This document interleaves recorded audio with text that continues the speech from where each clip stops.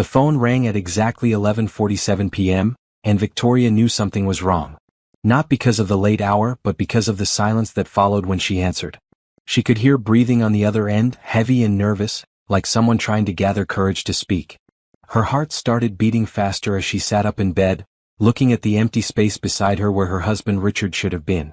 "Hello," she whispered again, gripping the phone tighter. "Victoria, I'm sorry to call so late." The voice belonged to Sarah, her best friend from college. But Sarah sounded different, sad, almost scared. "I need to tell you something and I don't know how to say it." Victoria's stomach dropped. She had been married to Richard for 8 years and lately something felt different. He came home later from work, took more business trips, and seemed distant when they were together. She had pushed these thoughts away, telling herself she was being paranoid. But now, sitting in their big empty house at midnight, she knew her worst fears were about to come true. "What is it, Sarah?" Victoria asked, her voice barely above a whisper. "I saw Richard tonight. At the Plaza Hotel downtown." Sarah paused and Victoria could hear her taking a deep breath. "He wasn't alone, Victoria. He was with Stella Morrison." Stella Morrison. The name hit Victoria like a punch to the stomach. Everyone knew who Stella Morrison was, the tall, blonde supermodel who appeared on magazine covers and walked runways in Paris and Milan. She was everything Victoria wasn't. Tall where Victoria was average height, blonde where Victoria had beautiful dark skin and natural black hair, famous where Victoria was just a regular person trying to make her small interior design business work. "Are you sure it was him?" Victoria asked, even though she already knew the answer. Sarah wouldn't call her at midnight unless she was absolutely certain. "I'm sure, honey." They were holding hands and... Sarah's voice broke. They were kissing. "I'm so sorry, Victoria. I didn't want to tell you over the phone, but I couldn't let you find out another way." Victoria set the phone down on the bed and stared at the wall. The beautiful bedroom she had decorated with so much love and care suddenly felt like a prison. The expensive furniture Richard had bought, the artwork they had chosen together, the photos of their wedding day, everything seemed to mock her now. She picked up the phone again. "How long have you known?" she asked. "This is the first time I've seen them together, I swear," Sarah said quickly. But Victoria, they looked comfortable. Like they'd been together for a while. After hanging up, Victoria sat in the darkness for hours. She thought about all the signs she had ignored. The new cologne Richard had started wearing. The way he guarded his phone. The mysterious credit card bills for expensive restaurants she had never been to. The business trips that seemed to happen more and more often. When Richard finally came home at 3 a.m., Victoria was still awake, sitting in the living room with all the lights off.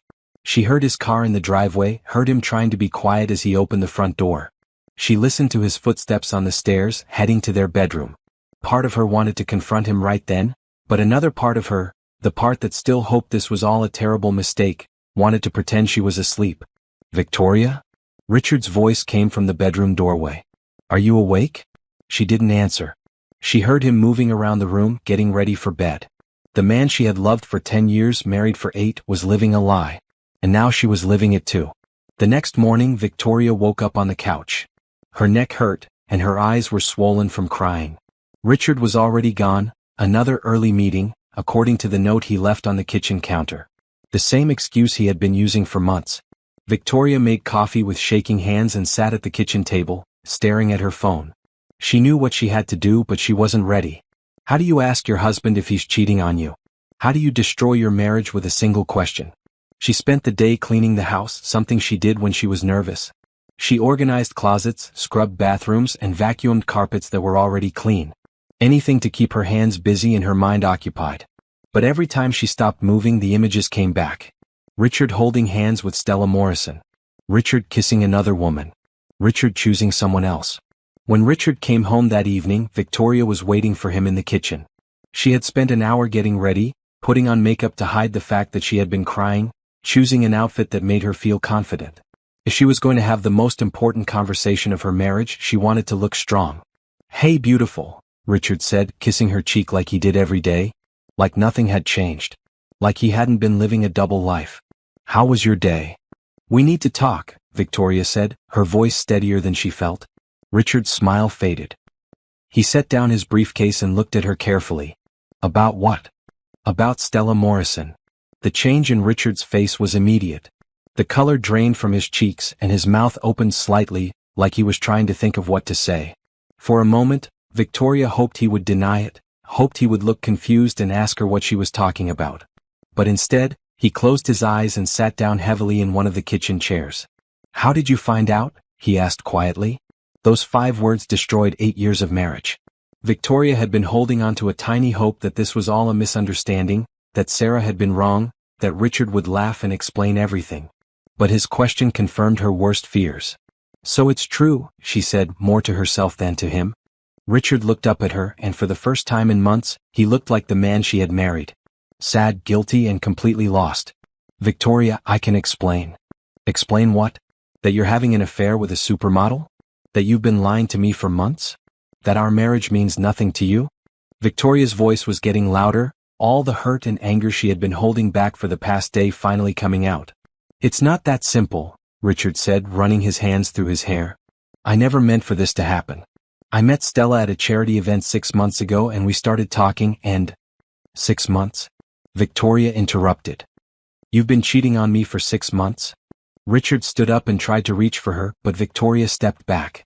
She couldn't let him touch her, not now, not when she was finally seeing him clearly for the first time in years. "I was going to tell you," he said. "I've been trying to figure out how to handle this situation." "Handle this situation?" Victoria repeated. "Is that what our marriage is to you? A situation?" "That's not what I meant and you know it," Richard said, his voice getting defensive. "This is complicated, Victoria. Stella and we have something special. Something I've never felt before." Each word was like a knife in Victoria's heart. She had loved this man completely, had built her entire life around their relationship, had dreamed of growing old with him. And now he was standing in their kitchen, telling her that he had found something special with someone else. "Get out," she said quietly. "Victoria, please, let's talk about this. We can work through this." "Get out," she screamed, surprising herself with the volume of her voice. "Get out of my house, get out of my life, and go be with your supermodel girlfriend." Richard stared at her for a long moment, and Victoria could see him making a decision. She could see the exact moment when he chose Stella Morrison over 8 years of marriage, over the woman who had loved him unconditionally, over the life they had built together. "I'll pack some things and stay at a hotel tonight," he said. "We'll talk when you've had time to calm down." "Don't you dare tell me to calm down," Victoria said, her voice deadly quiet. "And don't bother packing. I'll have your things sent to you. I never want to see you in this house again." After Richard left, Victoria collapsed on the kitchen floor and cried until she had no tears left. The house felt huge and empty around her.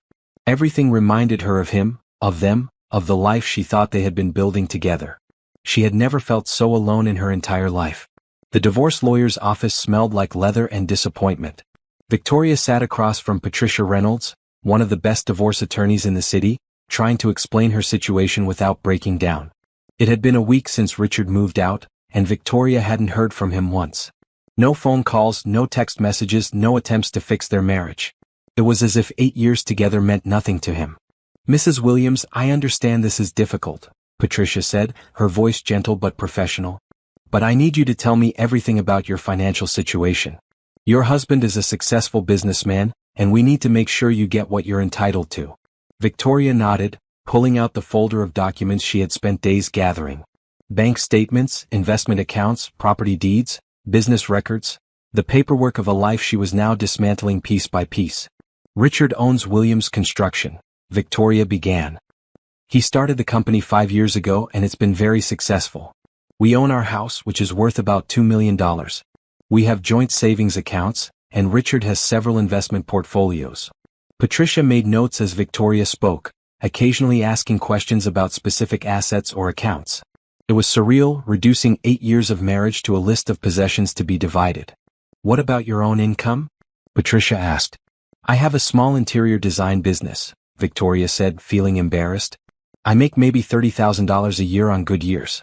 I've been focusing on supporting Richard's career, helping him entertain clients, managing our household." "That's actually very good for our case," Patricia said. "You sacrificed your own career advancement to support your husband's success. The court will take that into consideration." Victoria's phone buzzed with a text message. She glanced at it and felt her stomach turn.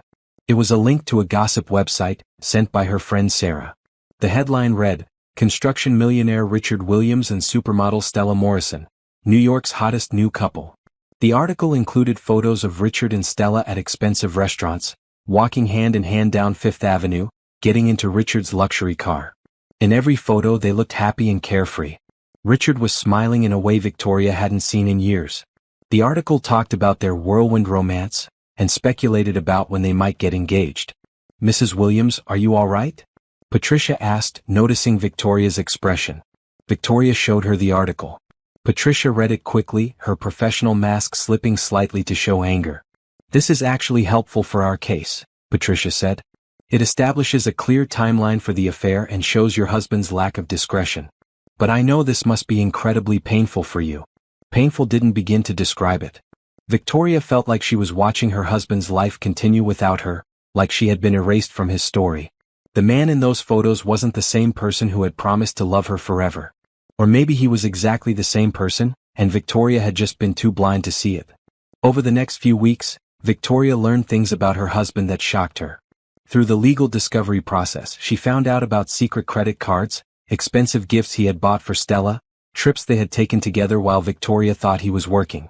The affair had been going on for 8 months, not 6 like Richard had claimed. The worst part was the text messages Patricia's investigator had uncovered. Messages between Richard and Stella that showed how little he thought of his marriage, how eager he was to start a new life. In one message Richard had written, "I can't wait to be free of all this. Victoria is a good person but she's so ordinary. You make me feel alive again." Ordinary. That word haunted Victoria. She stared at herself in the mirror, seeing her reflection through Richard's eyes.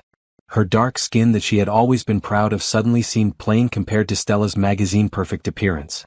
Her natural hair, her average height, her simple clothes, everything about her felt inadequate. "You're not ordinary," Sarah said when Victoria told her about the text messages. "You're real. You're kind and smart and beautiful. Richard is an idiot who doesn't deserve you."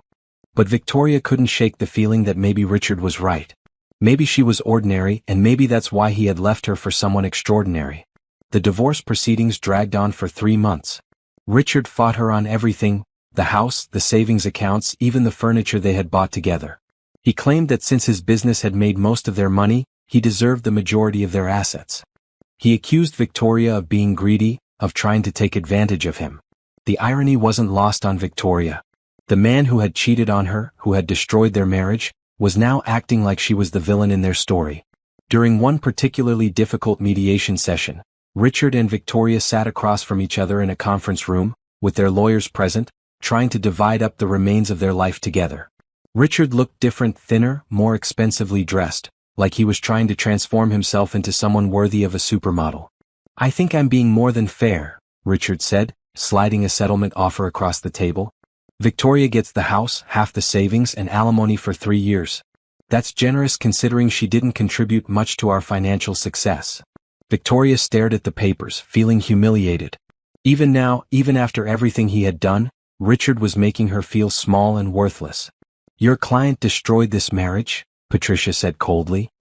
"He carried on an affair for 8 months, spent marital assets on his girlfriend, and now he wants to minimize his wife's contributions to their partnership. This offer is insulting." "My client has already moved on," Richard's lawyer replied. "He's trying to be reasonable so everyone can start fresh." "Moved on." Victoria looked at Richard, really looked at him, and realized he was already gone. Not just physically but emotionally. He had checked out of their marriage months ago, maybe years ago. She had been trying to save something that was already dead. "Fine," Victoria said quietly. "I'll take the house and half the liquid assets. I don't want alimony. I don't want anything from him that I have to keep asking for." Richard looked surprised, like he had expected her to fight harder. Maybe he wanted her to fight for him, to show him that their marriage was worth saving. But Victoria was tired of fighting for someone who didn't want to be fought for. The divorce was finalized on a cold Tuesday in March. Victoria signed the papers in Patricia's office, officially ending 8 years of marriage with a few signatures. She felt numb, like she was watching someone else's life fall apart. "What will you do now?"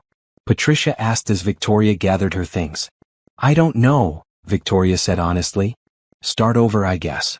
That evening, Victoria sat in her big empty house, surrounded by boxes of Richard's belongings that he had never bothered to pick up. The house was officially hers now, but it didn't feel like home anymore. Every room held memories of their life together, and she couldn't escape the feeling that she was living in a museum of her failed marriage. She had given up so much for Richard. Her career dreams, her independence, her sense of self. She had molded herself into the perfect wife, the perfect supporter, the perfect background character in his success story. And in the end it hadn't been enough. Victoria picked up one of the gossip magazines Sarah had been collecting, the ones that featured Richard and Stella.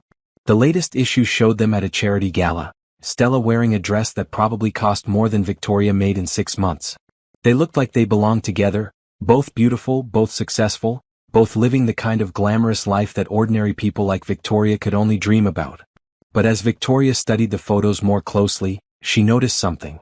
Richard's smile looked forced, and his eyes had a tired quality she recognized from the last months of their marriage. Stella was beautiful, but she was also holding onto Richard's arm like she was afraid he might disappear. Maybe their perfect relationship wasn't as perfect as it looked. Still, it didn't matter. Richard had made his choice and Victoria had to live with the consequences. She was 32 years old, divorced, and completely alone for the first time in over a decade. She had no idea who she was without Richard, or what she wanted from life now that her entire future had been erased. All she knew was that she couldn't stay in this house, in this city, surrounded by reminders of everything she had lost. She needed to start over somewhere new, somewhere she could figure out who Victoria Williams really was when she wasn't trying to be the perfect wife to a man who didn't want her. 3 months after the divorce was finalized, Victoria was finally starting to feel like herself again. She had sold the big house and moved into a cozy apartment downtown. She was rebuilding her interior design business and had even started dating again. Nothing serious, just coffee dates and dinners with nice men who treated her with respect. But on a sunny Thursday morning in June, everything changed again. Victoria woke up feeling sick to her stomach. At first, she thought it was the seafood she had eaten the night before, but when the nausea continued for 3 days straight, she began to suspect something else. She sat on her bathroom floor, staring at the pregnancy test in her hands, watching as 2 pink lines appeared. Pregnant. Victoria's hands shook as she set the test down on the counter. This couldn't be happening. She and Richard had been trying to have children for years with no success. They had seen fertility specialists, tried treatments, spent thousands of dollars and countless hours hoping for a baby that never came. It had been one of the biggest strains on their marriage. And now, 3 months after their divorce, when Victoria was finally starting to rebuild her life, she was pregnant with Richard's child. She made an appointment with her doctor for the next day, hoping against hope that the home test was wrong. But Dr. Martinez confirmed what Victoria already knew. "Congratulations," Dr. Martinez said with a smile. "Based on your last period, I'd say you're about 8 weeks along." 8 weeks. Victoria did the math in her head. The baby had been conceived in April, just a few weeks after the divorce was finalized. It must have happened during one of the last times she and Richard had been together, when they were still trying to work things out. "Mrs. Williams, is everything all right?" Dr. Martinez asked, noticing Victoria's pale face. "I'm divorced," Victoria said quietly. "My ex-husband doesn't know about this." Dr. Martinez nodded understandingly. "That's a difficult situation. Have you thought about whether you want to tell him?" Victoria hadn't thought about anything except the shock of being pregnant. But now, sitting in the doctor's office, she tried to imagine calling Richard with this news. He was living his new life with Stella, appearing in magazines and at social events. They looked happy together, or at least they looked like they were trying to be happy. A baby would complicate everything. Richard would have to be involved in their child's life, which meant Victoria would have to see him regularly for the next 18 years. She would have to watch him continue his relationship with Stella, maybe even watch them get married and have children of their own. She would forever be connected to the man who had broken her heart. "I need to think about this," Victoria told Dr. Martinez. "Of course. But I do need to tell you something else." Dr. Martinez looked at Victoria's chart again. "I'd like to schedule you for an ultrasound next week. Based on your symptoms and the size of your uterus, I suspect you might be carrying multiples." "Multiples?" Victoria repeated. "Twins, possibly triplets. It's not uncommon, especially for women your age who have had fertility treatments in the past." Victoria drove home in a daze.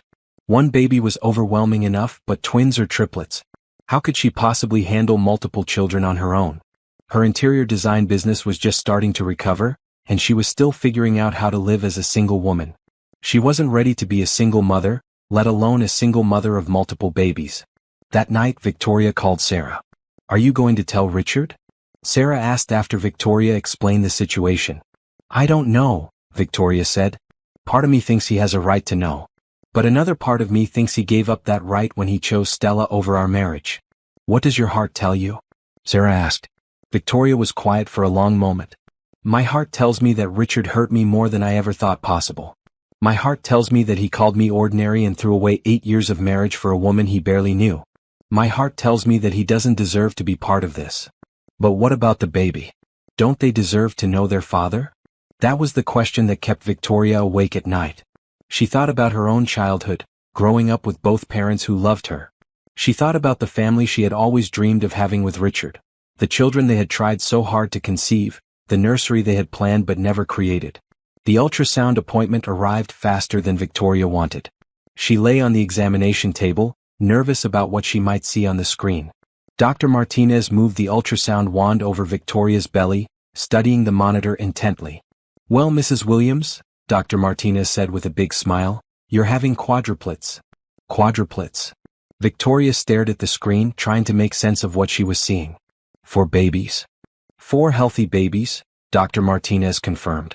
This is quite rare, especially conceived naturally. You're very lucky. Lucky. Victoria didn't feel lucky. She felt terrified. 4 babies meant 4 times the responsibility, 4 times the expense, 4 times the sleepless nights. How could she possibly handle 4 children on her own? But as she watched the 4 tiny heartbeats flickering on the monitor, something shifted inside her. These babies were hers. They were the family she had always wanted, even if they were coming in a way she had never expected. They were her chance to start over, to build something beautiful from the wreckage of her marriage. I'd like to print out some pictures for you, Dr. Martinez said. And we'll need to start planning for a high-risk pregnancy. Quadruplets require special care. Victoria took the ultrasound pictures home and stared at them for hours. 4 babies. 4 little miracles that she and Richard had created together during their last attempt at reconciliation. These children were the product of love, even if that love hadn't been enough to save their marriage. She thought about calling Richard, imagining his reaction to the news. He would be shocked, maybe even pleased. Richard had always wanted children. But then what? Would he expect to be involved in their lives? Would he want shared custody? Would he bring Stella around Victoria's children? The thought of Stella Morrison holding her babies, of Richard playing happy family with another woman and Victoria's children, made her feel sick. These babies were hers. She had carried them, she would raise them, she would love them unconditionally. Richard had made his choice when he chose his new life over their marriage. Victoria made a decision that would change everything. She wouldn't tell Richard about the babies. She would raise them alone, give them all the love and attention they deserved, and protect them from the pain of having a father who might abandon them the way he had abandoned her. It wasn't an easy decision, and Victoria knew it might not be the right one. But it was her decision to make. She was no longer the woman who had shaped her entire life around Richard's needs and wants. She was going to be a mother, and her children's well-being came first. Victoria quit her interior design business and spent the next few months preparing for her new life. She sold her apartment and moved to a small town 2 hours away from the city, where nobody knew her story and nobody would ask questions about her baby's father. She found a cute house with a big backyard and started thinking about how to support herself and 4 children. She had always been good at baking. It was a hobby she had enjoyed during her marriage, though Richard had never paid much attention to her cakes and cookies. But in her new town, Victoria discovered that the local bakery had closed down, leaving the community without a place to buy fresh bread and pastries. Victoria saw an opportunity. She used part of her divorce settlement to open a small bakery, working long hours to get it ready before the babies arrived. She hired a local woman named Mrs. Patterson to help her, and slowly but surely Victoria's Fresh Start Bakery became a gathering place for the community. You make the best chocolate chip cookies I've ever tasted, Mrs. Patterson said one afternoon as they worked together in the kitchen. And these pregnancy cravings of yours are creating some interesting new recipes. Victoria laughed, rubbing her growing belly. At 6 months pregnant, she was huge. Carrying quadruplets was like carrying a small watermelon, and she was constantly tired and uncomfortable. But she was also happier than she had been in years. I never thought I'd be a baker, Victoria said. But I love this. I love creating something that makes people happy. What about the baby's father? Mrs. Patterson asked gently. Will he be involved? Victoria had grown close to Mrs. Patterson over the past few months, but she still hadn't told anyone the complete truth about her situation. Their father isn't in the picture, she said simply. It's just going to be me and the babies. Mrs. Patterson nodded without judgment. Well, you're not really alone. This whole town is going to help you raise these children. That's what small communities do. Victoria felt tears in her eyes. For the first time since her divorce, she felt like she belonged somewhere. She had built something of her own, something that didn't depend on a man who might leave her. She was creating a life for herself and her children that was based on her own strength and talents. As her due date approached, Victoria sometimes wondered if she had made the right choice about Richard. But then she would think about how he had discarded their marriage, how he had called her ordinary, how he had chosen glamour over love. Her children deserved better than a father who might treat them as inconveniences in his perfect new life. Victoria was going to give her babies everything she had. Love, stability, and the knowledge that they were wanted and cherished. She might be doing it alone, but she wasn't going to let them down the way Richard had let her down. Victoria's new life in Millbrook was nothing like the luxurious existence she had shared with Richard, but it was entirely her own. The small town of 3,000 people felt like a different world from the city she had left behind. Here, people knew each other's names, children played safely in the streets, and the biggest excitement was the annual Harvest Festival. Victoria's Fresh Start Bakery had become the heart of the community faster than she had ever imagined. Every morning, she arrived at 5 a.m. to start the ovens, despite being 7 months pregnant with quadruplets. Mrs. Patterson worried about her constantly. "Victoria, honey, you need to slow down," Mrs. Patterson said as Victoria carefully lifted a tray of fresh bread from the oven. "Those babies are going to come early and you need to save your energy." "The bakery needs me," Victoria replied, though she was breathing heavily from the simple task. "We have the Johnson wedding cake to finish, and the school ordered 200 cookies for their fundraiser." Mrs. Patterson shook her head and gently took the tray from Victoria's hands. "The bakery needs you healthy. Now sit down and let me handle the heavy work." Victoria had hired Mrs. Patterson as an assistant, but the older woman had quickly become much more than that. She was the mother figure Victoria needed, the friend who didn't judge her choices, and the person who would make sure Victoria survived the challenges ahead. "I got a call from a food magazine yesterday," Victoria said, settling into a chair behind the counter. "They want to do a story about small-town bakeries and someone recommended us." "That's wonderful," Mrs. Patterson exclaimed. "This place deserves recognition. Your apple cinnamon muffins are better than anything I've ever tasted, and don't get me started on those lemon bars." Victoria smiled. The success of the bakery still surprised her. She had started it as a way to support herself and her soon-to-arrive children, but it had become something much bigger. People drove from neighboring towns to buy her pastries, and she had already received requests to cater events and ship her baked goods to customers in the city. "I never thought I'd be a businesswoman," Victoria said, watching the steady stream of customers through the window. "When I was married to Richard, I thought my job was to support his career. I never imagined I could build something like this on my own." "You were always capable of this," Mrs. Patterson said firmly. "You just needed the chance to discover it yourself." That afternoon, Victoria was decorating the Johnson wedding cake when she felt the first contraction. It was mild, just a tightening in her belly, but it made her pause. At 32 weeks pregnant, it was too early for the babies to be born. "Mrs. Patterson," Victoria called out, trying to keep her voice calm. "I think I need to go to the hospital." The next few hours were a blur of doctors, nurses, and medical equipment. Victoria was admitted to the hospital and put on bed rest to try to delay the birth of her quadruplets. Dr. Chin, the specialist who had been managing her high-risk pregnancy, explained the situation. "The babies are healthy, but they're trying to come early," Dr. Chin said. "We're going to do everything we can to keep them inside for a few more weeks. Every day matters for their development." Victoria lay in the hospital bed, scared and alone. This wasn't how she had imagined her children's birth. She had pictured a calm delivery, maybe with Richard holding her hand, welcoming their babies into the world together. Instead, she was facing the possibility of premature quadruplets with no partner to support her.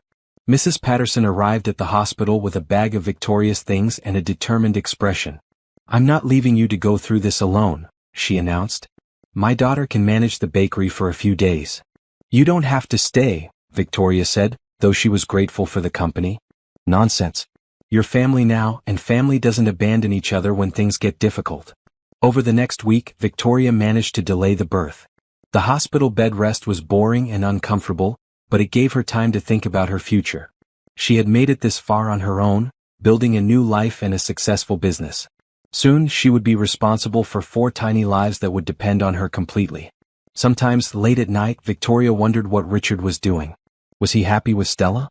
Did he ever think about their marriage, about the life they had planned together? Did he wonder why she had disappeared so completely from his world? She had seen pictures of him in magazines that Mrs. Patterson sometimes brought to the hospital. Richard and Stella at charity events, at business dinners, at exclusive parties. They looked like the perfect couple, successful, beautiful, and completely absorbed in their glamorous lifestyle. Do you ever regret not telling him? Mrs. Patterson asked one evening as they watched the sunset through the hospital window. Victoria was quiet for a long moment. Sometimes, she admitted. But then I remember how he looked at me when he chose her. Like I was nothing, like our 8 years together meant nothing. I can't risk my children feeling that same rejection. These babies are going to be so loved, Mrs. Patterson said. You've already given them more than many children get from 2 parents. 2 weeks later, at 34 weeks pregnant, Victoria could no longer delay the inevitable. Her water broke at 3 a.m., and the medical team sprang into action. The delivery room was crowded with doctors and nurses. Each baby would need their own medical team standing by. Are you ready, Victoria? Dr. Chen asked as Victoria was wheeled into the operating room. Victoria nodded, though she felt anything but ready. She was about to become the single mother of 4 premature babies. She had no idea how she was going to manage, but she knew she would figure it out. She had to. The C-section was surreal. Victoria was awake but numb from the waist down, listening to the medical team work efficiently around her. She heard the first cry, then the second, then the third and fourth. 4 healthy cries from 4 healthy babies. 4 beautiful girls, Dr. Chen announced. They're small but strong. Victoria heard each baby cry, and tears streamed down her face. After years of trying to have children with Richard, after the heartbreak of infertility treatments and failed attempts, she was finally a mother. Not just to 1 baby but to 4. The babies were whisked away to the neonatal intensive care unit before Victoria could hold them. At 4 pounds each, they needed special care and monitoring. But Dr. Chen assured her that they were healthy and strong for babies born at 34 weeks. When can I see them? Victoria asked groggily as she was wheeled to recovery. In a few hours, once you're stable, Dr. Chen replied. They're doing beautifully, Victoria. You should be very proud. Mrs. Patterson was waiting in Victoria's recovery room with tears in her eyes and a huge smile. 4 granddaughters, she said, having appointed herself honorary grandmother. I can't wait to meet them. That evening, Victoria was finally able to visit the NICU. Nothing could have prepared her for the sight of her 4 tiny daughters in their incubators, connected to monitors and feeding tubes, but breathing on their own and clearly fighting to grow stronger every day. Have you thought about names? The nurse asked as Victoria stared in wonder at her babies. Victoria had a list of names ready. Emma, Lily, Rose, and Grace, she said softly. I want them to have strong, beautiful names. Over the next month, Victoria practically lived in the NICU. She learned to change diapers through incubator portholes, to feed premature babies, and to read the monitors that tracked her daughter's progress. Mrs. Patterson kept the bakery running, sending daily updates and refusing to let Victoria worry about the business. The whole town is excited about the babies, Mrs. Patterson reported during one of her hospital visits. People keep asking when they can meet them. And that food magazine wants to reschedule their interview for after you're back on your feet. Victoria watched her daughters grow stronger every day. Emma was the biggest and most active. Lily was quiet and observant. Rose had the loudest cry and demanded attention. Grace was the smallest but also the most determined, always fighting to keep up with her sisters. They're going to be handful, one of the NICU nurses said with a laugh. 4 strong-willed little girls. Victoria couldn't wait. After years of feeling ordinary and forgotten, she was about to become the mother of 4 extraordinary daughters. She was going to give them everything she had, love, security, and the knowledge that they were the most important things in her world. When the babies were finally ready to come home, the entire town of Millbrook seemed to rally around Victoria. People brought meals, baby clothes, and offers to help. Mrs. Patterson had converted her spare bedroom into a nursery, insisting that Victoria and the babies stay with her until they could manage on their own. This is what community means, Mrs. Patterson said as they prepared to leave the hospital. We take care of each other. Victoria looked at her 4 daughters, each one perfect and beautiful and completely hers. She had lost a husband, but she had gained so much more. She had found her strength, built a successful business, and now she was the mother she had always dreamed of being. Richard had called her ordinary, but Victoria knew better now. There was nothing ordinary about rebuilding your life from scratch, about starting a business that brought joy to an entire community, or about raising 4 children with love and determination. Victoria Williams was finally exactly who she was meant to be. Coming home from the hospital with quadruplets was like bringing home 4 tiny miracles wrapped in pink blankets. Victoria sat in the back of Mrs. Patterson's car, holding Emma and Lily while Rose and Grace were secured in their car seats, and felt overwhelmed by the responsibility of it all. These 4 little girls were completely dependent on her for everything. Mrs. Patterson had transformed her cozy house into a baby headquarters. The living room now contained 4 cribs, a changing station, and enough baby supplies to stock a small store. The kitchen counter was covered with bottles, formula, and a detailed feeding schedule that Victoria had learned to follow in the NICU. "Don't worry about anything except taking care of those babies," Mrs. Patterson said as she helped Victoria get settled. "I've got the bakery handled and my daughter Sarah is helping too. The whole town wants to pitch in." The first weeks were the hardest of Victoria's life. For babies meant feeding every 2 hours around the clock, which translated to one baby always needing something. Victoria felt like she was living in a fog of exhaustion, moving from one feeding to the next diaper change to the next crying spell without ever really sleeping. But there were moments of pure joy that made everything worthwhile. When Emma first smiled at 6 weeks old, Victoria cried with happiness. When Lily reached for Victoria's finger and held on tight, Victoria felt her heart overflow with love. When Rose and Grace fell asleep together in the same crib, curled up like they were still in the womb, Victoria knew that being their mother was the most important thing she would ever do. "You're a natural at this," Mrs. Patterson said one morning as Victoria efficiently fed 2 babies while rocking a third with her foot. "I've raised 5 children, and I've never seen anyone handle quadruplets with such grace." Victoria laughed tiredly. "I don't feel graceful. I feel like I'm barely keeping my head above water." "That's normal. But look at those babies, they're thriving because of you." It was true. Emma, Lily, Rose, and Grace were growing stronger every day. They had reached healthy weights, passed all their developmental milestones, and were starting to show their individual personalities. Emma was curious about everything around her. Lily was a cuddler who loved to be held. Rose was dramatic and made sure everyone knew when she was unhappy. Grace was observant, always watching her sisters with serious eyes. When the babies were 3 months old, Victoria finally felt ready to return to work at the bakery.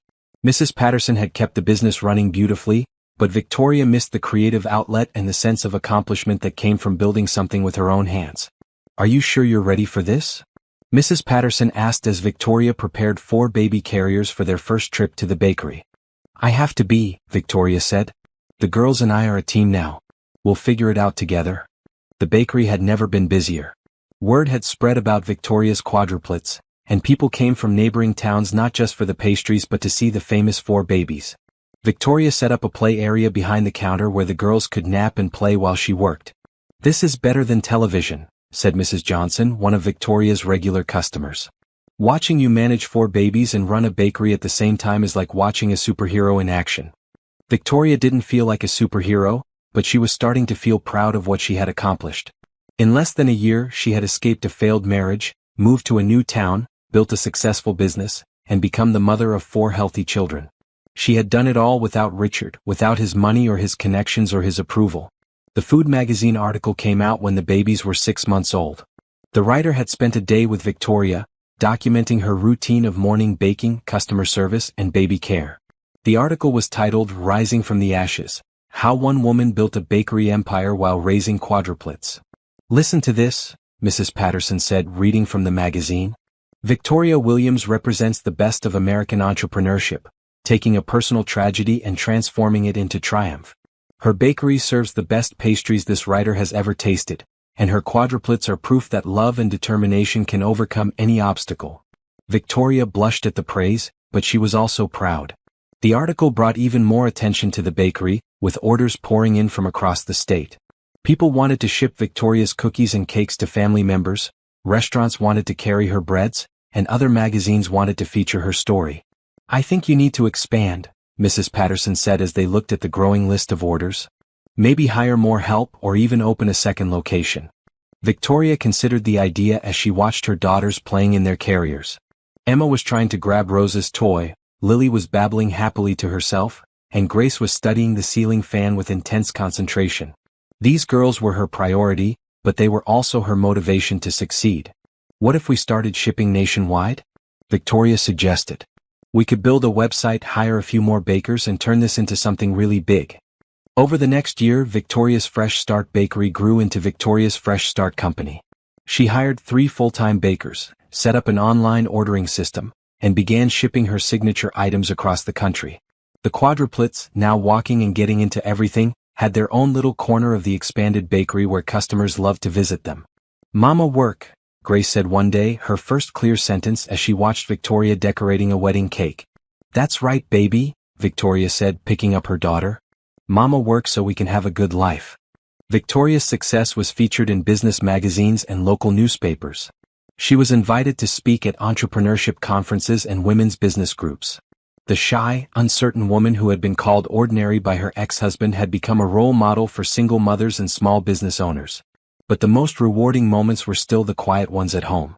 Bath time with 4 giggling toddlers, bedtime stories read to sleepy girls, and morning snuggles before starting another busy day.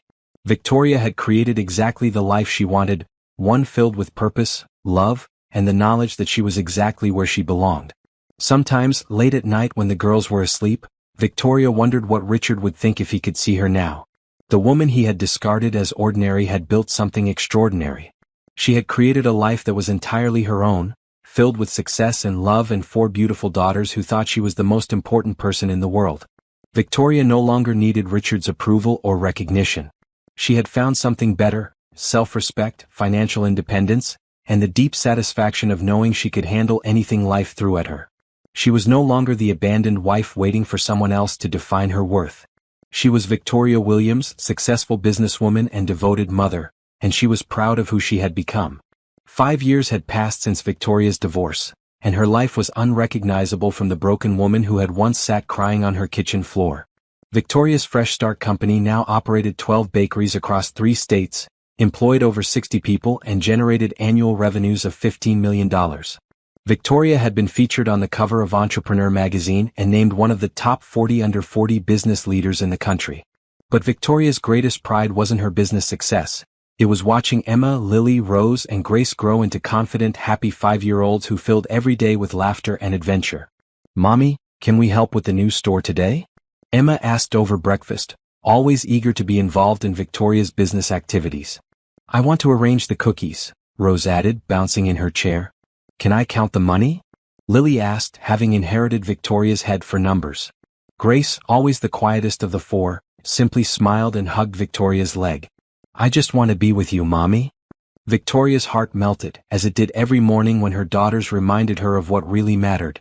The bakery empire was impressive, but being their mother was her greatest achievement. Victoria was preparing to open her 13th location, a flagship store in the heart of her old city, the same city where Richard still lived and worked. It was a bold move, bringing her business back to the place where her marriage had fallen apart, but Victoria felt ready to face her past. Mrs. Patterson, now Victoria's business partner and the girls' beloved grandmother figure, worried about the decision. "Are you sure about this location, dear? There are other cities where we could expand."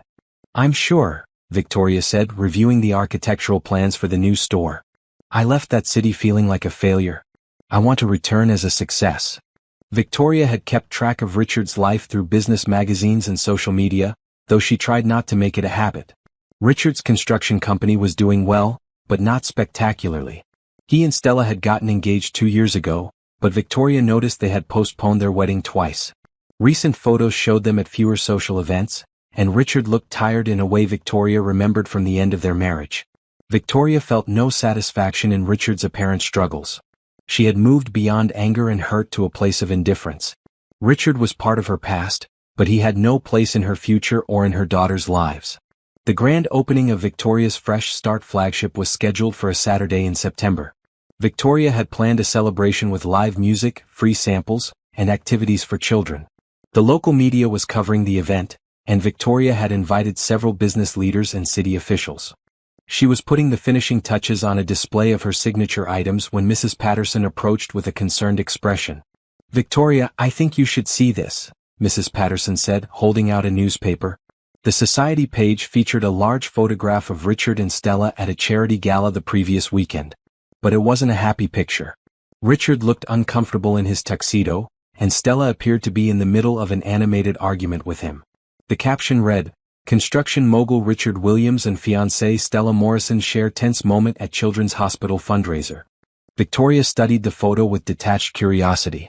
Richard's face showed the same strained expression she remembered from their final months together. Stella, still beautiful but somehow sharper looking than in earlier photos, had her finger pointed at Richard's chest in an accusatory gesture. "Trouble in paradise," Mrs. Patterson observed. "That's not our concern," Victoria said, folding the newspaper and setting it aside. "We have our own lives to focus on." But Victoria's past was about to collide with her present in a way she never expected. That afternoon, as she was training the new store manager, her assistant approached with a strange expression. "Victoria, there's someone here to see you," she said quietly. "He says he's your ex-husband." Victoria felt her stomach drop. Richard was here in her store 5 years after their divorce. She hadn't seen him or spoken to him since the day he moved out of their house. "Tell him I'm busy," Victoria said, her voice steadier than she felt. "He's not alone," her assistant continued.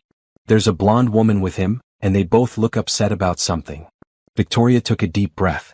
She had built an empire, raised 4 children, and overcome every challenge life had thrown at her. She could handle seeing Richard again.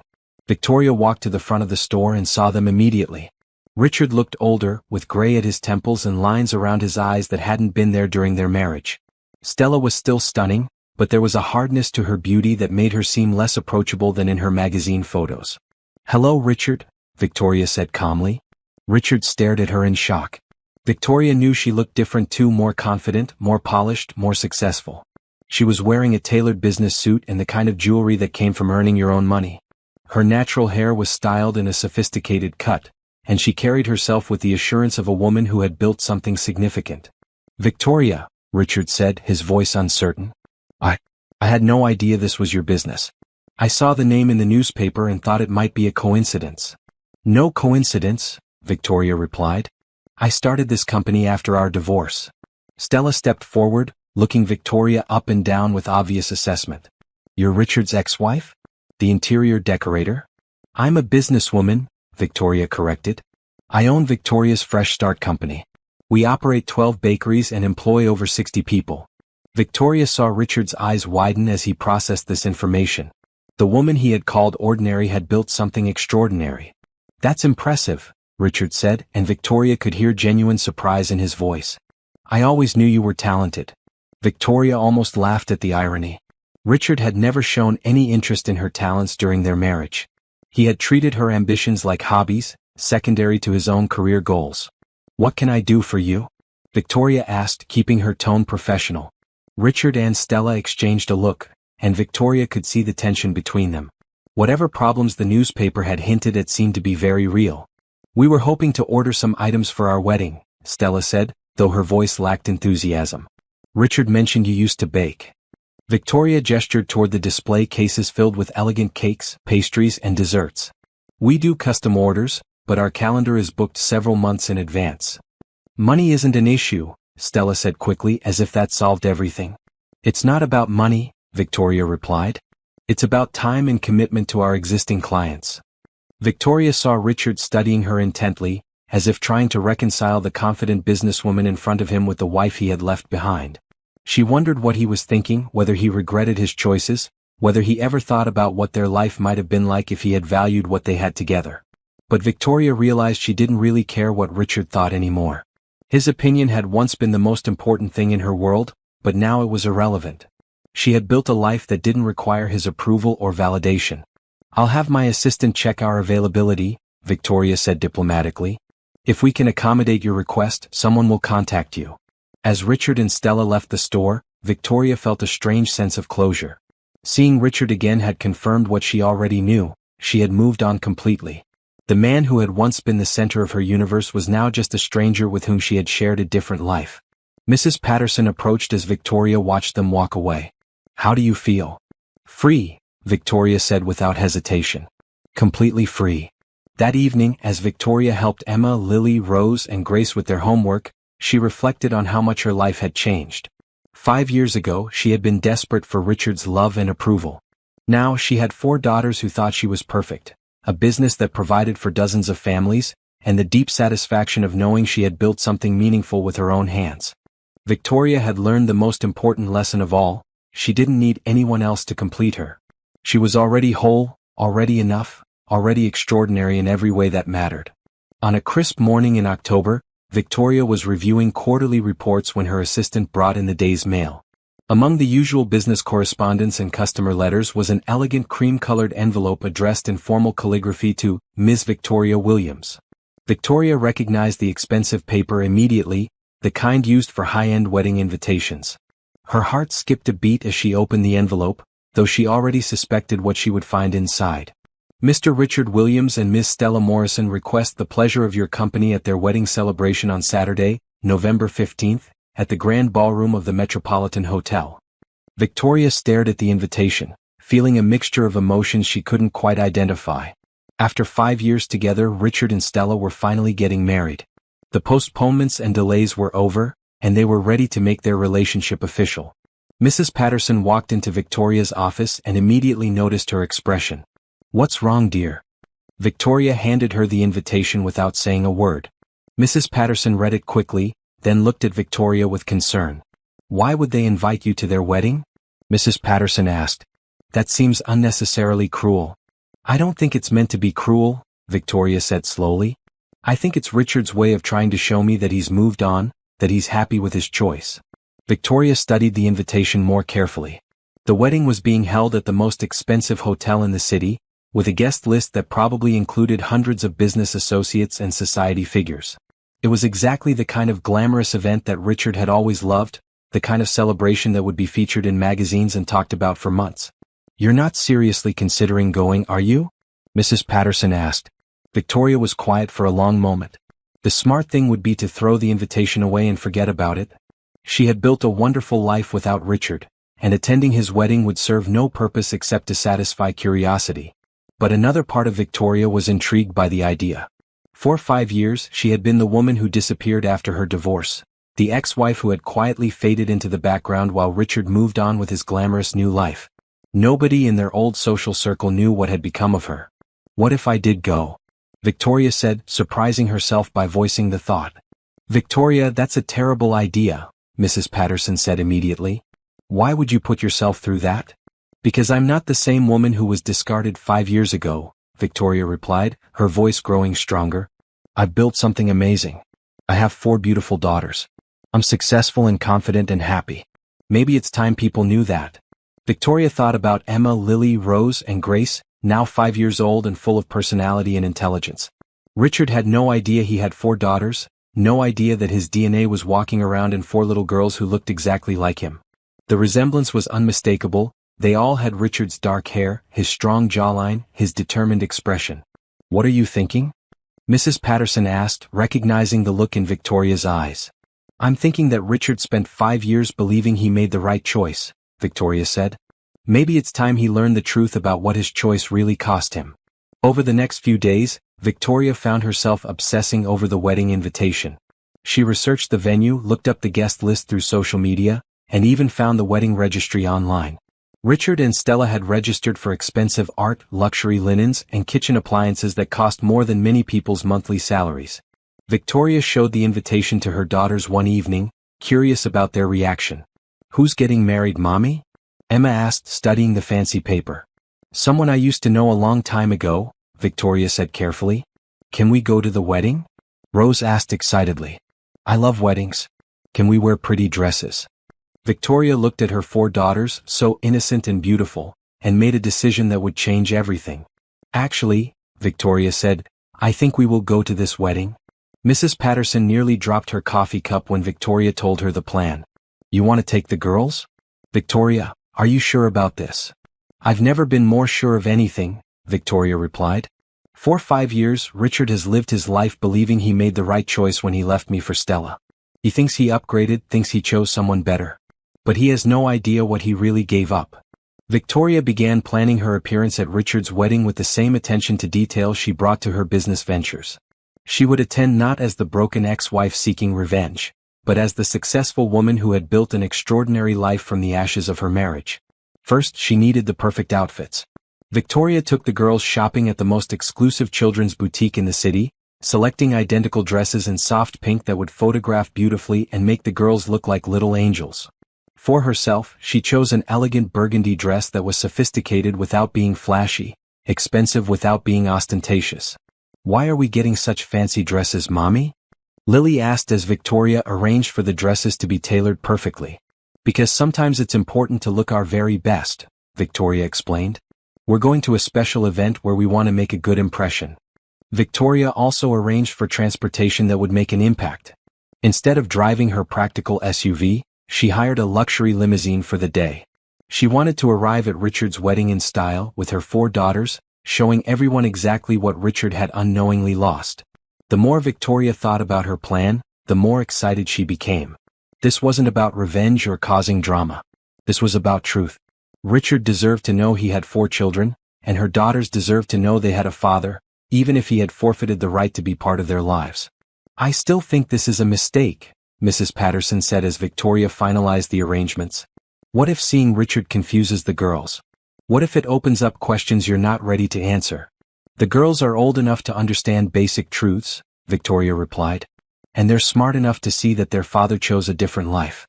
But they also deserve to see that their mother is strong and successful and not ashamed of the choices she made." Victoria spent the week before the wedding preparing herself mentally for the confrontation. She practiced what she would say to Richard when he saw the girls, how she would explain their presence, how she would handle Stella's reaction. But most importantly, she prepared herself to walk into that ballroom with her head held high, knowing that she had nothing to apologize for and everything to be proud of. The night before the wedding, Victoria tucked Emma, Lily, Rose, and Grace into bed and read them their favorite story. As she looked at their faces, so trusting and innocent, she felt a moment of doubt about her plan. "Mommy, are you excited about the wedding tomorrow?" Grace asked sleepily. "Yes, baby," Victoria said, smoothing Grace's hair. "Tomorrow is going to be a very important day for all of us." Victoria knew that attending Richard's wedding would change everything. Once Richard saw the girls, there would be no going back to their separate lives. The truth would be out and Victoria would have to deal with the consequences. But Victoria was no longer the frightened, abandoned wife who had hidden from conflict. She was a successful businesswoman, a devoted mother, and a woman who had learned to stand up for herself and her children. If Richard wanted to be part of their lives, he would have to prove he deserved that privilege. And if he didn't, well, Victoria and her daughters would continue to thrive without him, just as they had for the past 5 years. Either way, tomorrow would be the day that Richard Williams learned the true cost of the choice he had made 5 years ago. The morning of Richard's wedding dawned bright and clear, as if the universe was setting the stage for the most important day of Victoria's post-divorce life. She woke early before Emma, Lily, Rose, and Grace, and spent a few minutes in quiet reflection, gathering her courage for what lay ahead. Victoria had barely slept the night before, alternating between confidence in her decision and moments of pure terror about what she was about to do. But as she watched the sunrise through her bedroom window, she felt a sense of calm settle over her. This was the right thing to do for her and for her daughters. "Good morning, beautiful girls," Victoria said as she woke each of her daughters with gentle kisses. "Today is our special day." The girls were excited about wearing their fancy dresses and riding in a limousine, though they didn't fully understand the significance of where they were going. Victoria had told them they were attending a wedding where they might meet some people from her past, but she hadn't explained that one of those people was their father. Victoria helped each girl with her hair, creating soft curls that framed their faces perfectly. Emma, always the leader, stood still while Victoria worked. Lily asked a dozen questions about the wedding. Rose danced around the room, unable to contain her excitement. Grace watched everything with her serious, observant eyes. "You all look like princesses," Victoria said as she stepped back to admire her daughters in their matching pink dresses. "The most beautiful princesses in the world." Victoria's own preparation took longer than usual. She wanted to look perfect, not to impress Richard, but to show him exactly what he had lost. She chose jewelry that she had bought for herself with money from her business, styled her hair in an elegant updo that showed off her natural beauty, and applied makeup that enhanced rather than hid her features. When Victoria looked in the mirror, she saw a woman who bore little resemblance to the broken wife Richard had left behind. This woman was confident, successful, and surrounded by love. This woman had built something extraordinary from nothing. Mrs. Patterson arrived to help with final preparations and to wish them luck. She was still worried about Victoria's plan, but she could see that Victoria's mind was made up. "You look stunning," Mrs. Patterson said as Victoria made a final check of her appearance. "Those girls are lucky to have you as their mother." "And I'm lucky to have them," Victoria replied, watching Emma help Grace with her shoes. "They've made me stronger than I ever thought I could be." The limousine arrived exactly on time, a sleek black vehicle that looked expensive and important. The girls were thrilled, bouncing on the leather seats and exclaiming over the minibar and television. "This is the fanciest car I've ever been in," Rose announced, pressing her face to the tinted window. "Wait until you see the hotel," Victoria said, thinking of the Metropolitan's grand ballroom where Richard and Stella were about to make their vows. During the drive into the city, Victoria explained a little more about what they might encounter at the wedding. "We're going to see a lot of people I used to know," she told the girls. "Some of them might be surprised to see us and they might ask questions about who you are." "What should we tell them?" Emma asked, always practical. "Tell them the truth," Victoria said. "Tell them you're my daughters, and that we're here because we were invited." Victoria had spent considerable time deciding when to make their entrance. Too early and they might get lost in the crowd of arriving guests. Too late and they might miss the impact she was hoping to create. She had decided to arrive just as the ceremony was ending, when guests would be moving to the cocktail reception. As the limousine pulled up to the Metropolitan Hotel, Victoria felt her heart begin to race. Through the windows she could see other wedding guests arriving, women in expensive dresses and men in tailored suits, exactly the kind of people who had made up her and Richard's social circle during their marriage. "Are you ready, girls?" Victoria asked, taking a deep breath. "Ready, Mommy," they chorused, and Victoria marveled at their innocence and trust. Victoria had timed their arrival perfectly. As they entered the hotel's elegant lobby, she could hear music from the ceremony ending and guests beginning to move toward the cocktail reception. Victoria took each girl's hand, Emma and Lily on her left, Rose and Grace on her right, and walked toward the ballroom with her head held high. The scene that greeted them was exactly what Victoria had expected. The Metropolitan's ballroom had been transformed into a wedding wonderland, with white flowers, crystal chandeliers, and enough luxury to fill a magazine spread. Guests in expensive attire mingled with champagne glasses, discussing business and social gossip. Victoria immediately spotted several people she recognized from her married life. Former friends who had taken Richard's side in the divorce, business associates who had dropped her when she was no longer connected to Richard's success, couples who had simply forgotten she existed once she was no longer part of their social circle. The first person to notice Victoria was Jennifer Morrison, a woman who had been in Victoria's book club during her marriage. Jennifer's mouth fell open when she saw Victoria, looking elegant and confident with 4 beautiful daughters by her side. "Victoria?" Jennifer said, approaching cautiously. "Is that really you?" "Hello, Jennifer," Victoria said warmly. "It's good to see you." Jennifer's eyes moved from Victoria to the girls, taking in their obvious resemblance to each other and their striking beauty. "Are these your daughters?" "Yes," Victoria said proudly. "Emma, Lily, Rose, and Grace. Girls, say hello to Mrs. Morrison." The girls greeted Jennifer politely, their good manners and sweet personalities immediately charming everyone within earshot. Victoria noticed other guests beginning to notice them, conversations pausing as people recognized her and tried to make sense of her presence. "They're beautiful," Jennifer said, still staring at the girls in amazement. "How old are they?" "5. Victoria replied, watching as Jennifer's eyes widened with realization. 5 years old. The same age as Victoria's divorce from Richard. Jennifer, like everyone else who had known them during their marriage, was clearly doing the math in her head. More people began to approach, drawn by curiosity and the obvious drama of Victoria's unexpected appearance. Victoria greeted each person politely, introducing her daughters with pride and answering questions about her life with confidence. "I heard you moved away after the divorce," said Margaret Chin, another former friend. "What are you doing now?" "I own a bakery company," Victoria said simply. "We have 13 locations across 3 states. Victoria could see the surprise and perhaps a little jealousy in Margaret's eyes. These people had expected Victoria to disappear quietly after her divorce, to fade into obscurity while Richard moved on to bigger and better things. They hadn't expected her to build something successful, to return with 4 beautiful children and an obvious confidence that came from genuine achievement. As word of Victoria's presence spread through the reception, Victoria knew it was only a matter of time before Richard and Stella learned she was there. She positioned herself and the girls near the entrance to the ballroom, where they would be impossible to miss. Emma tugged on Victoria's dress. "Mommy, everyone is staring at us."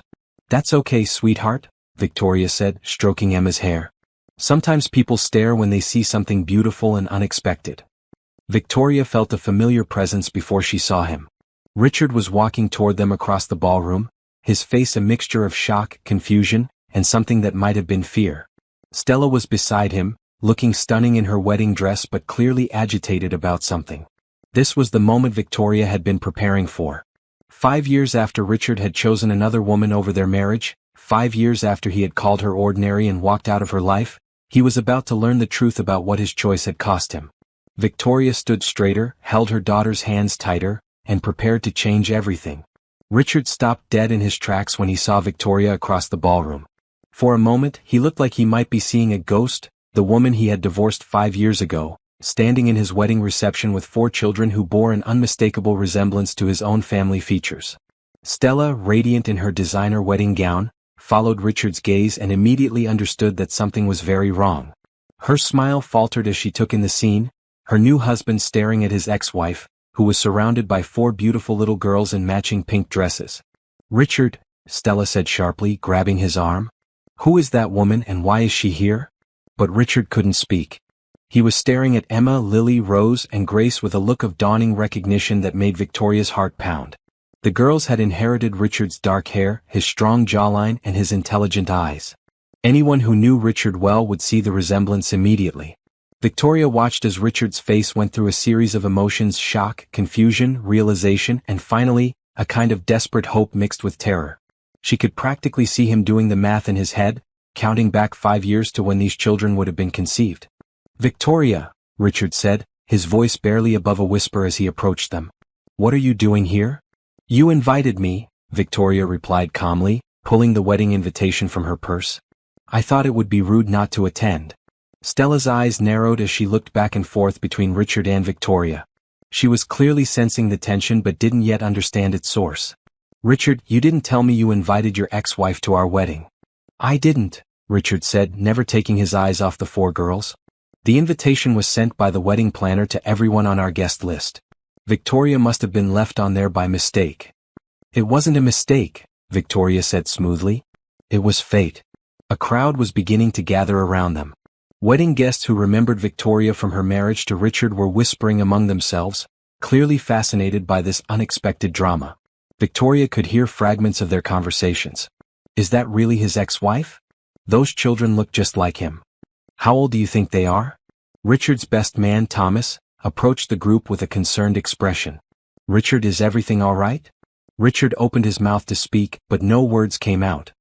He was still staring at the girls with a mixture of wonder and horror, as if he were seeing his own childhood reflected in their faces. Emma, always the boldest of the 4, stepped forward and looked up at Richard with curious eyes. "Are you the man who's getting married today?" "Yes," Richard managed to say. "I am." "You look sad for someone who just got married," Lily observed with the brutal honesty of a 5-year-old. Richard knelt down to the girl's level, and Victoria's heart clenched as she saw him up close for the first time in 5 years. He looked older, more tired, and there was something hollow in his eyes that hadn't been there during their marriage. "What are your names?" Richard asked, his voice shaking slightly. "I'm Emma," Emma said confidently. "This is Lily, that's Rose, and she's Grace. We're quadruplets." "Quadruplets," Richard repeated, the word hitting him like a physical blow. He looked up at Victoria with an expression she had never seen before, complete devastation mixed with desperate hope. "Victoria, are they?" "Yes," Victoria said simply. "They're yours." The words hung in the air like a bomb that had just exploded. Stella gasped and stepped backward, her beautiful wedding dress rustling as she stared at the girls with new understanding. The gathered wedding guests fell silent, absorbing the magnitude of what they had just witnessed. "That's impossible," Stella said, her voice rising. "Richard, tell me that's impossible." Richard stood slowly, his legs seeming unsteady beneath him. "When?" he asked Victoria. "When were they born?" "February 15th, 6 years ago," Victoria replied. "About 8 weeks after our divorce was finalized."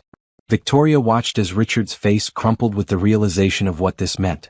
These children had been conceived during their last attempt at reconciliation, during the brief period when they had tried to save their marriage before he chose Stella instead. "You were pregnant," Richard said, his voice filled with anguish. "You were pregnant when we got divorced and you didn't tell me." "You made your choice," Victoria said calmly. "You chose Stella over our marriage, over our family, over everything we had built together. I wasn't going to let you hurt my children the way you hurt me." Stella's face had gone white beneath her wedding makeup. "Richard, how could you not know you had children?" "Because I didn't know," Richard said, his voice breaking.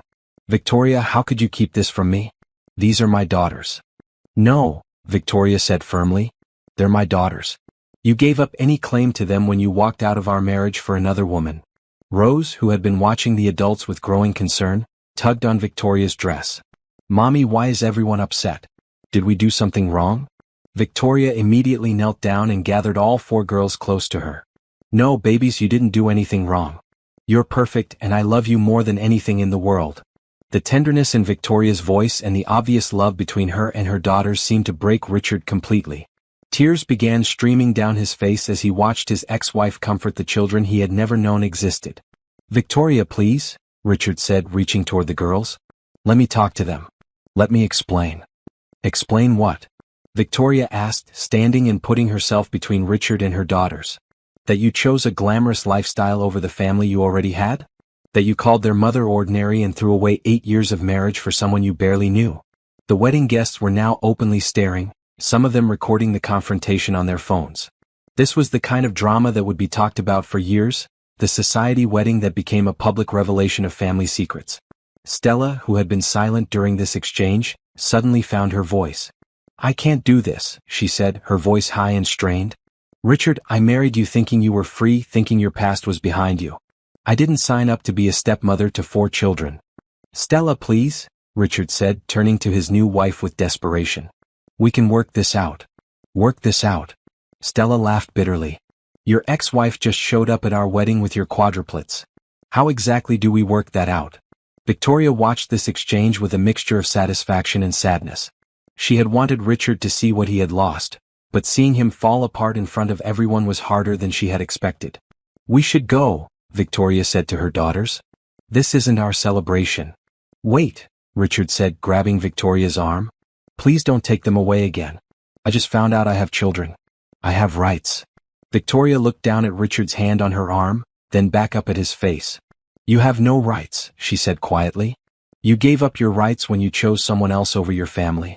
You've missed 5 years of their lives, Richard. 5 years of first words and first steps and bedtime stories and birthday parties.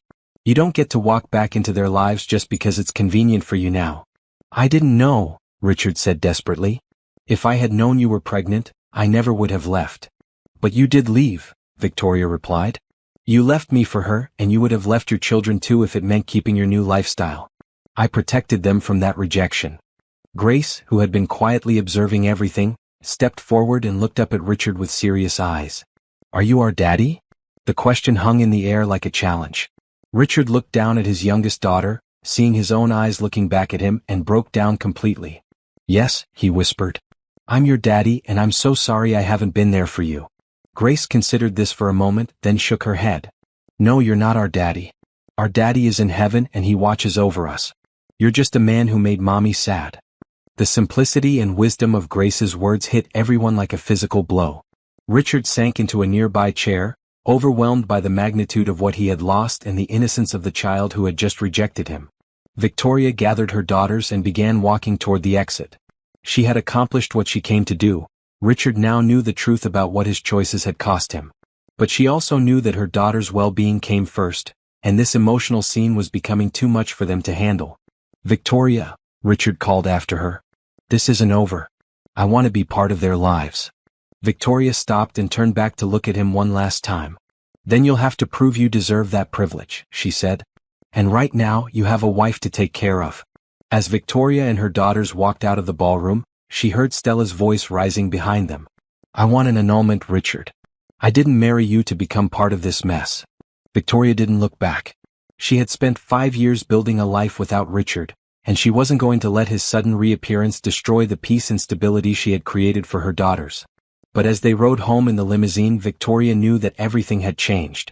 Richard now knew about Emma, Lily, Rose, and Grace, and he would want to be part of their lives. Victoria would have to navigate this new reality while protecting her daughters from any more pain. Mommy, Emma said as they drove through the city. Why was that man so sad? Victoria looked at her 4 beautiful daughters, so innocent and trusting, and made a promise to herself. Whatever happened next, she would make sure that Richard's presence in their lives would be on her terms, in a way that protected and benefited the children who had become her whole world. 2 weeks after the wedding confrontation, Victoria was in her office reviewing expansion plans when her assistant knocked on the door. "There's a man here to see you. He says his name is Richard Williams."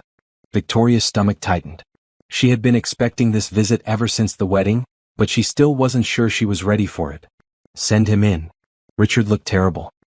His usually perfect hair was disheveled, his expensive suit was wrinkled, and his eyes had the hollow look of someone who hadn't slept in days. He stood in the doorway of Victoria's successful business, taking in the professional space she had created, the awards on her walls, the evidence of everything she had built without him. "Hello, Victoria," he said quietly. "Richard." Victoria gestured to the chair across from her desk. "I assume you're here to discuss the girls."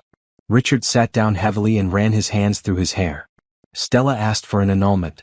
She said she couldn't handle being married to someone with so much baggage from his past." Victoria felt a brief moment of satisfaction, followed immediately by concern. "I'm sorry to hear that." "No, you're not," Richard said with a bitter laugh. "And I don't blame you.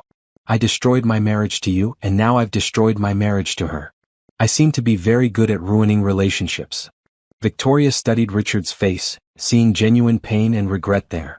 This wasn't the confident, arrogant man who had left her for a supermodel. This was someone who had finally realized the true cost of his choices. "Why are you here, Richard?" Victoria asked. "I want to meet my daughters properly," Richard said. "I want to be part of their lives if you'll let me." Victoria leaned back in her chair. "Why should I let you? You've missed 5 years of their lives. You've never changed a diaper, never read them a bedtime story, never comforted them when they were sick. What makes you think you deserve to be their father now?" "Because they're my children too," Richard said, his voice rising slightly. "Because I have rights." "No," Victoria said firmly. "You have no rights. Your name isn't on their birth certificates. You've never paid child support. You've never even acknowledged their existence until 2 weeks ago. Legally and morally, you're just a stranger to them." Richard's face crumpled. "Victoria, please. I know I made terrible mistakes. I know I hurt you in ways I can never take back. But these children are innocent. They shouldn't have to pay for my failures." Victoria was quiet for a long moment, thinking about Emma, Lily, Rose, and Grace. They were happy, well-adjusted children who had never felt the absence of a father because Victoria had worked so hard to give them everything they needed. But she also knew that someday they would have questions about their biological father, and she wanted to be able to give them honest answers. "If I were to consider letting you meet them properly," Victoria said slowly, "it would be on my terms, at my pace, and only if I believe it's in their best interest." Richard nodded eagerly. "Whatever you think is best. I just want a chance to know them." "First, you need to understand something," Victoria continued. "These girls have a father figure in their lives. His name is James Morrison, and he's been dating me for the past year. He loves them and they love him. You would not be replacing him." Richard's face darkened with jealousy. "Who is he?" "He's a pediatrician," Victoria said. "He's kind, patient, and wonderful with children. He treats Emma, Lily, Rose, and Grace like they're his own daughters, and he's never once tried to replace you because, to him, you were never really there to begin with." The mention of another man in Victoria's life clearly stung Richard, but Victoria didn't care. She had moved on, found love again, and built a family that included people who actually showed up for her and her children. "Second," Victoria continued, "if you want to be part of their lives, you need to prove that you're committed for the long term. Not just when it's convenient, not just when you're feeling guilty, but through homework help and soccer games and teenage drama and everything else that comes with being a parent." "I want that," Richard said. "I want all of it." "Third, you need to go to therapy. You need to figure out why you make such destructive choices in your relationships, and you need to become the kind of person who can be trusted with children's hearts." Richard nodded. "I'll do whatever it takes." Victoria looked at this broken man who had once been her husband, who was the biological father of her children, and felt something she hadn't expected: pity. Richard had chosen glamour over love, excitement over stability, and now he was alone with nothing but regrets. "I'll think about it," Victoria said finally. "But Richard, if I do decide to let you into their lives and you hurt them or disappoint them or treat them like they're less important than your career or your social life, I will make sure you never see them again. Do you understand?" "I understand," Richard said quietly. After Richard left, Victoria sat in her office thinking about the conversation. Part of her wanted to protect her daughters from any possibility of disappointment. But another part of her knew that they deserved the chance to know their biological father, even if that relationship would be complicated.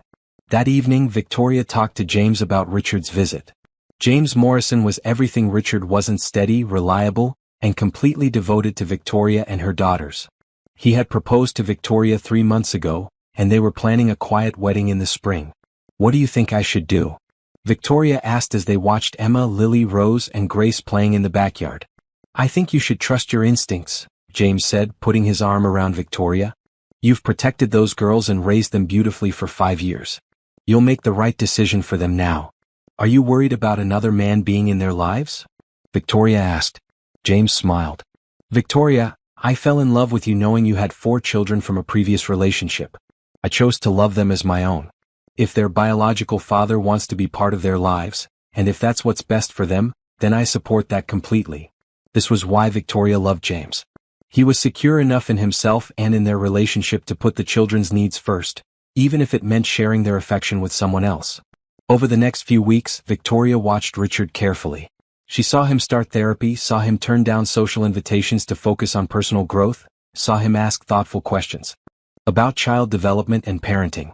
Slowly, very slowly, she began to believe that his desire to know his daughters might be genuine. 6 months later, Victoria arranged the first supervised visit between Richard and his daughters. They met at a neutral location, a family restaurant where the girls would feel comfortable and Victoria could observe how Richard interacted with them. "Girls," Victoria said as they sat down at the table, "I want you to meet someone. This is Richard, and he's your biological father." Emma, now 6 years old and even more confident than before, studied Richard with serious eyes. "Are you the man who made Mommy sad?" "Yes," Richard said honestly. "I made some very bad choices and I hurt your mother. I'm sorry for that." Lily tilted her head. "Why did you hurt Mommy?" Richard looked at Victoria, who nodded encouragingly. She had told him that honesty at an age-appropriate level was important. "Because I thought I wanted different things," Richard said carefully. "But I was wrong about what was important." Rose, ever dramatic, crossed her arms. "Mommy says you left us before we were born." "I didn't know you existed," Richard said. "If I had known about you, I would have made different choices." Grace, still the quietest of the 4, spoke up. "We already have a daddy. His name is James and he's going to marry Mommy." Richard's face showed pain, but he nodded. "I know about James and I'm glad you have someone who loves you. I'm not trying to replace him. I just want to be another person who cares about you if you'll let me." The visit lasted 2 hours and Victoria was surprised by how well it went. Richard was patient with the girls' questions, honest about his mistakes, and genuinely interested in learning about their personalities and interests. When it was time to leave, Emma surprised everyone by hugging Richard goodbye. "Can we see you again?" she asked. Richard looked at Victoria, hope written all over his face. Victoria nodded slowly. Over the following months, Richard became a regular but carefully managed part of the girls' lives. He attended their school plays, helped with homework, and slowly began to build relationships with each of his daughters. It wasn't easy. There were tears, difficult questions, and moments when Victoria questioned her decision. But gradually, the girls began to accept Richard as another adult who cared about them. They called him Richard rather than Dad. That title belonged to James, but they seemed to understand that he was special in his own way. A year after their first meeting, Victoria married James in a small ceremony surrounded by family and friends. Emma, Lily, Rose, and Grace served as flower girls, and Richard attended as a guest, watching the woman he had lost marry a man who truly deserved her. After the ceremony, Richard approached Victoria and James. "Thank you," he said simply, "for letting me be part of their lives and for showing me what real love looks like." Victoria looked at Richard, seeing a man who had finally learned the difference between what glittered and what was truly valuable. He would never be the father James was to her daughters, but he was trying to be the best version of himself he could be. "They're lucky to have people who love them," Victoria said. "All of us." As Victoria danced with James at her wedding reception, surrounded by her 4 beautiful daughters and the community that had supported her through everything, she felt completely at peace. She had learned that real love wasn't about grand gestures or perfect appearances. It was about showing up, day after day, choosing the people you love over everything else. Richard had taught her what she didn't want in a partner. James had shown her what true love actually looked like. And Emma, Lily, Rose, and Grace had taught her that she was stronger and more capable than she had ever imagined. Victoria Williams had started as an ordinary woman who thought her worth came from being the perfect wife. She had become an extraordinary woman who knew her value came from within, a successful businesswoman, a devoted mother, and a person who had turned her greatest heartbreak into her greatest triumph. The girl who had once been called ordinary had created a life that was anything but. And she had done it all by learning the most important lesson of all, that she was already enough, exactly as she was.